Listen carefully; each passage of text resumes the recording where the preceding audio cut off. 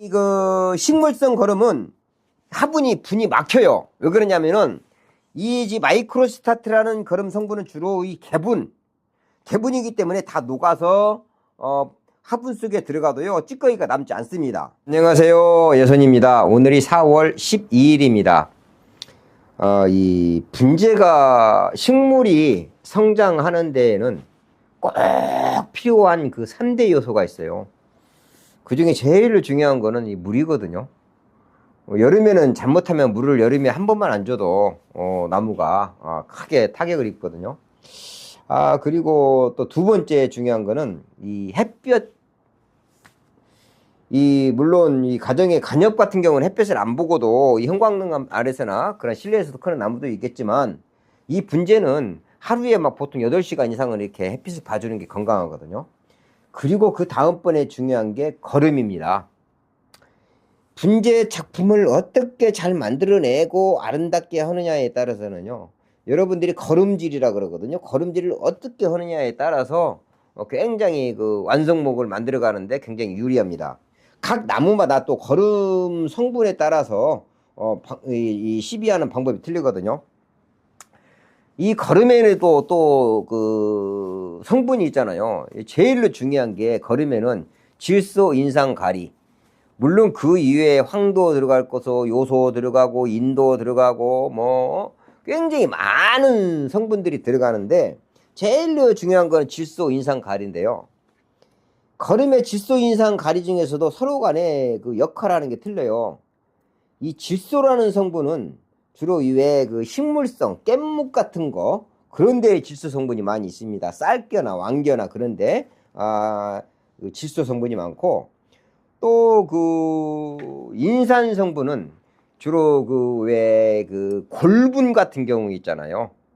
골분, 그러니까 어분이나 골분 그런 데 보면은 이 그 인산 성분이 많이 들어가 있고, 또 이 칼슘 성분은 주로 어디에 들어가 있냐면은 왜 계란 껍질 같은 거, 여러분들 유튜브 영상 보면은 계란을 식초에 녹여서 그거를 뭐 100대나 뭐 50대 희석을 해서 나무를 뿌려주면은 나무 굉장히 잘 자라잖아요. 그러면은 또 이 질소와 질소, 인상, 가리가 나무한테 어떠한 그러한 역할을 하느냐. 이제 그 액비에는 말입니다, 질소 성분이 상당히 많아요. 이 액비를 만들어낼 때에 이 인산과 칼륨 성분을 우려내려면은요, 뼈를 갖다가 식초로 이렇게 녹여야 되거든요. 상당히 비용도 많이 들고 잘 흡수를 하지 못합니다. 액비에는 그 질소 성분이 많아요. 근데 질소는 나무에 어떤 역할을 하느냐? 나무가 성장하는데, 굉장히 성장을 하는 데에 이 굉장히 질소 성분이 많이 필요를 합니다. 그런데 이제 또 많은 분들이요, 거름을 줬을 때 나무가 막 푹푹 자라니까 아따 그 거름 진짜 좋다. 그런데 말이죠, 이 분재란, 그리고 실내에서 여러분들이 화분을 길러도요, 나무를 크게 기르는 게 나무를 잘 기르는 게 아니라 나무를 짜임새 있게 균형감 있게, 또 분재는 취산대로 웅축하면서 키워야 돼요. 그러려면 어떻게 돼요? 질소 성분이 많은 거름을 주면 어떻게 돼요? 빨리 자라야겠죠. 그렇게 이 질소를 어느 정도를 주어가면서 나무를 길러야 되고, 또 여러분들이 그 나무를 꽃을 보고 열매를 보고 싶다 했을 때는 인산 성분이 많은 거름을 줍니다. 여러분들이 감나무를 이렇게 기르죠. 시골에 가면 감나무를 기르거든요. 감나무가 감이 열릴 때 해거리를 한다 그래요. 인산 성분이 작으면은요, 한 해는 감이 많이 열렸다가요, 그 다음에 열매를 싹 쏟아버려요. 인산 성분은 나무와 꽃과 열매, 또 칼슘 성분, 칼륨이라고 그러죠. 질소, 인상, 가리 그러잖아요. 칼륨 성분은 어떠한 성분이 있느냐? 나무의 뼈를 튼튼하게 자라는 거예요. 칼륨 성분이 많이 먹고 자란 나무는요, 병이 잘 안 걸립니다. 내가 제 주위에 하우스 계시는 분들 제 하우스 놀러 오면은 저는요, 그 농약을 거의 안 치고 분재를 하고, 남들 농약 3번 칠 때 저는 1번 쳐요. 그거는 뭐냐면은요, 자 봅시다. 좀 있으면은요, 진딧물이 많이 올 때가 돼요. 진딧물이요, 주로 연한 순을 갉아먹잖아요, 봄철에. 그런데 이 나무가 뼈대가 튼튼하게 자란 나무는 진딧물이 잘 오질 않습니다. 내가 왜 오늘 이런 서두를 굉장히 거창하게 하느냐면은, 제가 이제 이 마이크로 스타트, 굿 스타트, 올 스타트, 이거를 벌써 내가 여러분들한테 보내준 지가 5년이 돼 있고, 계속 저한테 구입해 가시는 분만 구입해 가고, 심지어는요, 우리나라에서 굉장히 누구 말을 하고 말을 못 하더라도요, 유명한 분이 저한테 파레트로 가져가거든요, 제주도에서요. 만약에 그분들이요, 이 거름 성분이 안 좋은 성분이 있었다면 절대 안 가져갑니다. 저도요, 예전에는 일본 거름들 많이 갖다 놓고 쓰고 그랬었는데, 이제 아예 안 써요. 딱 이거 한 가지. 지금 제가 이 영상 왜 이 모과나무 손질했었잖아요. 그때 당시에 거름을 줬었거든요. 자, 손 뻗은 거 보시죠. 만약에 이 거름이 나무에 해가 있었다. 그러면 이 나무가 죽었겠죠. 그러면은, 자, 이 마이크로스타트나 구스타트 그런 성분이 어떻게 되느냐?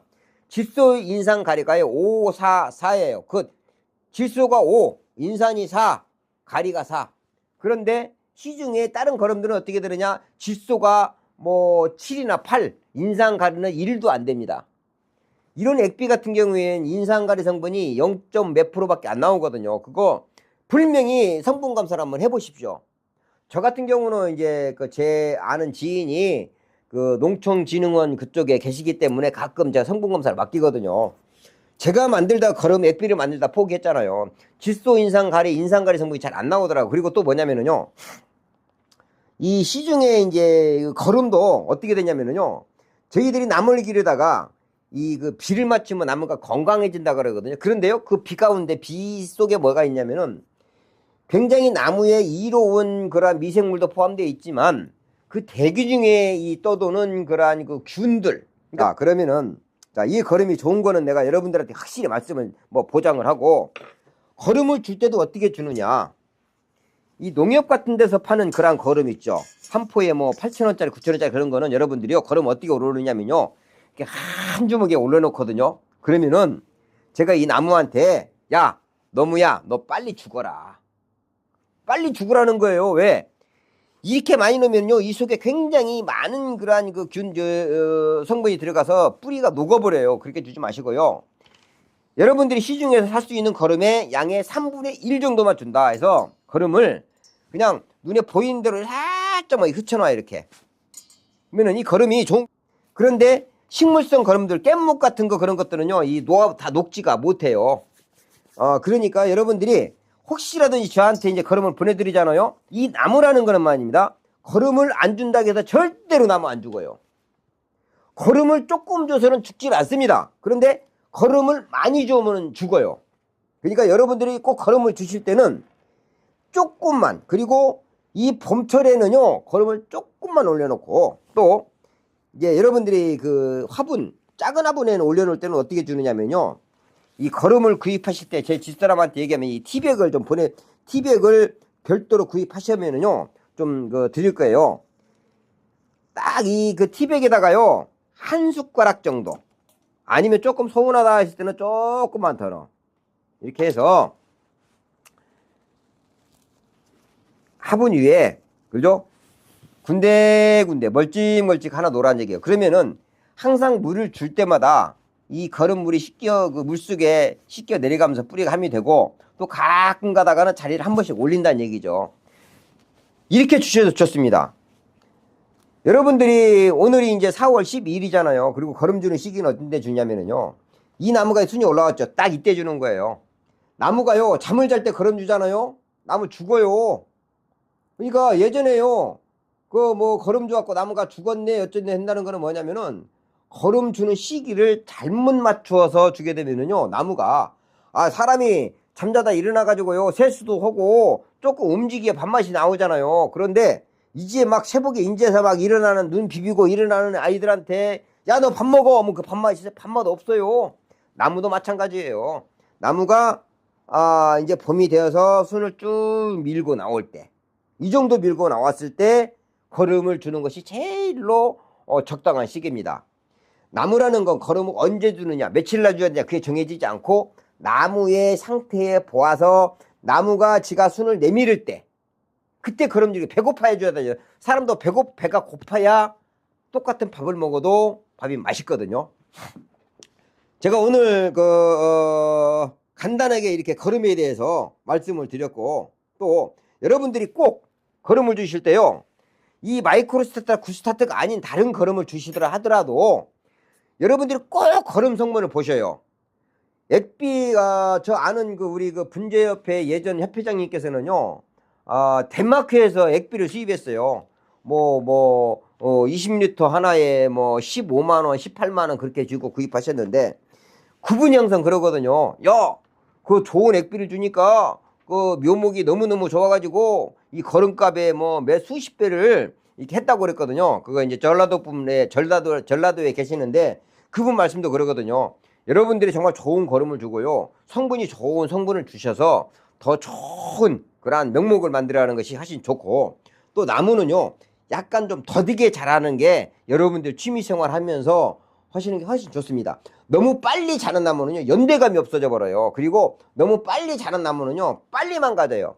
저는 나무를 천천히 만들어가는 게 훨씬 더 좋습니다. 이 나무도 예전에 이제 거의 완성 단계에 도달했었는데, 한번 화재에 한번 입는 바람에 이렇게 약간 한 3년 정도는 후퇴했지만, 이 나무 제가 약 한 3년 정도만 가지고 있으면은요 아마 전시회에 출품을 해도 굉장히 눈에 끌을 수 있는 그런 나무를 만들 수 있는 자신이 있습니다. 이 거름, 여러분, 이 거름 하나를 주더라도요 확실한 거름을 구입을 해서, 믿을 수 있는 거름을 구입해서 주시는 게 좋습니다. 자, 감사합니다. 여순이었습니다.